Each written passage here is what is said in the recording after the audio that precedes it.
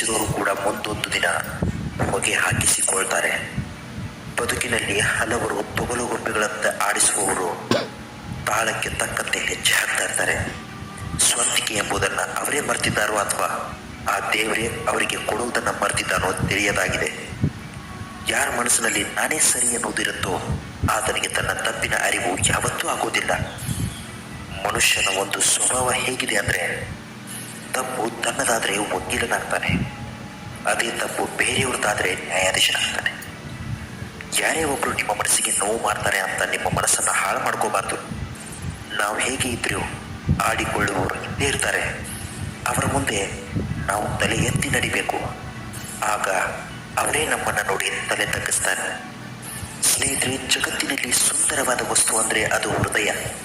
ಯಾಕಂದರೆ ಅದನ್ನು ಯಾರು ನೋಡೋದಕ್ಕಾಗಲ್ಲ, ಮುಟ್ಟೋದಕ್ಕೂ ಆಗಲ್ಲ. ಆದರೆ ಅಲ್ಲಿ ಇಷ್ಟ ಆದವರನ್ನು ಯಾವತ್ತೂ ಕೂಡ ಮರೆಯೋದಕ್ಕಾಗಲ್ಲ. ಭಾವನೆಗಳನ್ನು ಯಾವತ್ತೂ ಕೂಡ ಬಚ್ಚಿಡಬೇಡಿ, ಅದನ್ನು ಸದಾ ತೆರೆದಿಡಿ. ಮರದಲ್ಲಿರುವ ಹಣ್ಣು ಹೊಟ್ಟೆ ಹಸಿವು ನೀಗಿಸಿದರೆ ಮನಸ್ಸಿನಲ್ಲಿರುವ ಹೆಣ್ಣು ಪ್ರೀತಿಯನ್ನು ನೀಗಿಸ್ತಾಳೆ. ಸೋಲುವುದಾದರೆ ಯಾರ ಪ್ರೀತಿಗೆ ಸೋಲಬೇಕು ಎಂಬುದನ್ನು ಮೊದಲು ತಿಳ್ಕೋಬೇಕು. ಗೆಲ್ಲುವುದಾದರೆ ಯಾರ ಪ್ರೀತಿಯನ್ನು ಗೆಲ್ಲಬೇಕು ಎಂಬುದನ್ನು ಕಲಿಬೇಕು. ನಿಜವಾದ ಪ್ರೀತಿ ಎಂದಿಗೂ ಸಾಯುವುದಿಲ್ಲ ಸ್ನೇಹಿತರೆ. ಅದು ಸಮಯ ಕಳೆದಂತೆ ಗಟ್ಟಿಯಾಗಿ ಬೆಳೆಯುತ್ತೆ, ಹೂವಿನಂತೆ ಬಾಡುವುದಿಲ್ಲ. ಜೀವನದಲ್ಲಿ ನೀವು ಪ್ರೀತಿಸುವುದಾದರೆ ಜೀವನದುದ್ದಕ್ಕೂ ಮನಸಾರಿ ಪ್ರೀತಿಸುವುದನ್ನು ಕಲ್ತ್ಕೊಳ್ಳಿ. ಆಗ ಮಾತ್ರ ನಿಮ್ಮ ಪ್ರೀತಿಗೆ ನಿಜವಾದ ಬೆಲೆ ಸಿಗುತ್ತೆ. ಸ್ನೇಹಿತರೆ, ಹುಡುಗರು ಈ 3 ರೀತಿ ವರ್ತಿಸುತ್ತಿದ್ದರೆ ಹುಡುಗಿಯರನ್ನ ತುಂಬಾನೇ ಪ್ರೀತಿಸುತ್ತಿದ್ದಾರೆ ಅಂತ ಅರ್ಥ ಆಗತ್ತೆ. ಅಂದರೆ ನಾವು ಹೇಳ್ತಾ ಇರೋದು, ಈ 3 ರೀತಿ ವರ್ತಿಸುತ್ತಿರುವ ಹುಡುಗರು ನಿಮ್ಮನ್ನು ತುಂಬಾನೇ ಇಷ್ಟಪಡ್ತಾ ಇದ್ದಾರೆ ಅಂತ ಅರ್ಥ ಆಗತ್ತೆ. ಹಾಗಾದರೆ ಬನ್ನಿ, ಆ 3 ರೀತಿ ಯಾವುದು? ನಂಬರ್ 1, ನಿಮ್ಮನ್ನು ಪ್ರೀತಿಸುವ ಹುಡುಗ ನೀವು ಬೇರೆ ಹುಡುಗರೊಂದಿಗೆ ಒಂದು ವೇಳೆ ಮಾತನಾಡುತ್ತಿದ್ದರೆ ಅವನಿಗೆ ಆಗ ತುಂಬಾನೇ ಕೋಪ ಬರುತ್ತೆ. ಆಗ ನೀವು ತಿಳ್ಕೊಂಡ್ಬಿಡಿ, ಆ ಹುಡುಗನಿಗೆ ನಿಮ್ಮ ಮೇಲೆ ತುಂಬಾನೇ ಪ್ರೀತಿ ಇದೆ ಅಂತ. ಆ ಪ್ರೀತಿಯೇ ಅವನ ಆ ಕೋಪಕ್ಕೆ ಕಾರಣ ಆಗ್ತಾ ಇರುತ್ತೆ ಅನ್ನೋದನ್ನ ನೀವು ಮೊದಲು ತಿಳ್ಕೊಳ್ಳಿ. ಹಾಗೊಂದು ವೇಳೆ ನೀವು ಯಾವುದೇ ಒಂದು ಹುಡುಗನ ಜೊತೆ ಎಷ್ಟೇ ಸಲೀಸಾಗಿ, ಈಸಿಯಾಗಿ, ಕಾಮನ್ ಆಗಿ ಮಾತನಾಡ್ತಿದ್ರು ಅವನಿಗೆ ತುಂಬಾನೇ ಕೋಪ ಬರ್ತಾ ಇರುತ್ತೆ.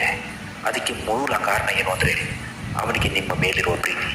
ನೀವು ಯಾರ ಜೊತೆನೂ ಮಾತನಾಡಬಾರ್ದು, ನೀವು ಯಾರ ಜೊತೆನೂ ಸುತ್ತಾಡಬಾರ್ದು, ಯಾವ ಹುಡುಗರೊಂದಿಗೂ ಅಪ್ಪಿತಪ್ಪಿ ನೀವು ಕಣ್ಣೆತ್ತಿಯೂ ಮಾತನಾಡಬಾರ್ದು ಎಂಬ ಆಸೆ ಆ ಹುಡುಗನಲ್ಲಿರುತ್ತೆ.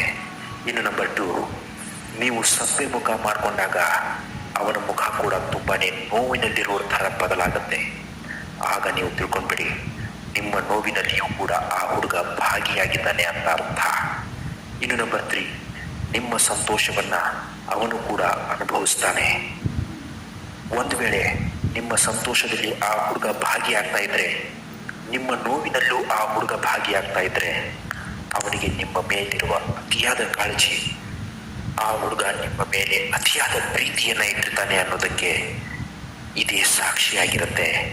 ಇಂತಹ ಮತ್ತಷ್ಟು ಒಳ್ಳೊಳ್ಳೆಯ ಮೋಟಿವೇಶನಲ್ ಮತ್ತು ಬದುಕನ್ನೇ ಬದಲಿಸುವಂತಹ ಅತ್ಯದ್ಭುತ ವಿಡಿಯೋಗಳಿಗೋಸ್ಕರ ನಮ್ಮ ಚಾನಲ್ ನೀವು ದಯವಿಟ್ಟು ಸಬ್ಸ್ಕ್ರೈಬ್ ಮಾಡ್ಕೊಳ್ಳೋದನ್ನು ಮಾತ್ರ ಮರಿಬೇಡಿ.